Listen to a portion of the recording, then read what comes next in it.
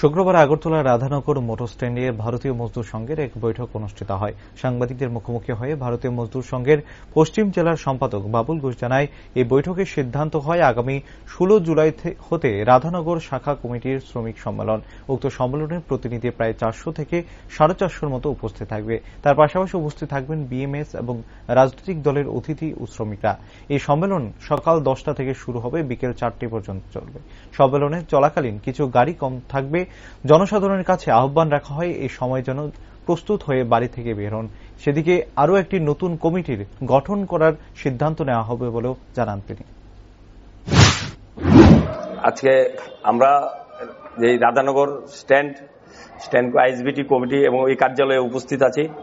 আমরা আজকে এই কার্যালয়ে একটা সিদ্ধান্ত হয়েছে, আগামী রবিবার 16 তারিখ সকাল 10টা থেকে আমাদের সম্মিলন সংগঠিত হবে। উক্ত সম্মিলনে ডেলিগেট সংখ্যা 400 থেকে 450 উপস্থিত থাকবে আমাদের বিভিন্ন বিএমএস এবং বিভিন্ন রাজনৈতিক দলের 2-1 অতিথিও এখানে উপস্থিত থাকবেন এবং সমস্ত শ্রমিকরা উপস্থিত থাকবেন। এই সম্মিলন সফল করতে গিয়ে সকাল 10টা থেকে শুরু হবে, বিকাল 4টা পর্যন্ত এই সম্মিলন চলবে। কিন্তু এই সম্মিলন চলাকালীন আমাদের কিছু গাড়ি স্বল্পতা, যার পরিবহন শিল্পের, যেহেতু আমরা সবাই পরিবহন শিল্পের লোকে জড়িত, আমরা এখানে বসা, গাড়িগুলোও কম চলবে। কম চলার জন্য আমরা জনগণের কাছে একটা বিনম্র চিত্ততা আবেদন রাখছি যে গাড়িগুলো কিছু কম চলবে, আপনারা ওইভাবে প্রস্তুত হয়ে বের হবেন। ওই দিন গাড়ি কম চলার জন্য আমরা দুঃখিত, আগাম দুঃখ প্রকাশ করছি।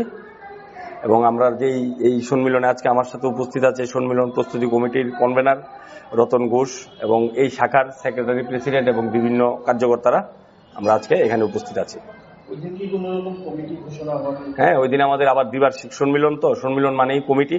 ওই দিন একটা কমিটি ঘোষণা হবে, আগামী দিন রাধানগর শাখা কোন দিশাতে চলবে, রাষ্ট্রবাদের কোন দিশাতে আগাবে, এই দিশা নির্ধারণের জন্য নতুন করে আবার সুন্দর করে আরেকটা কমিটি করা হবে।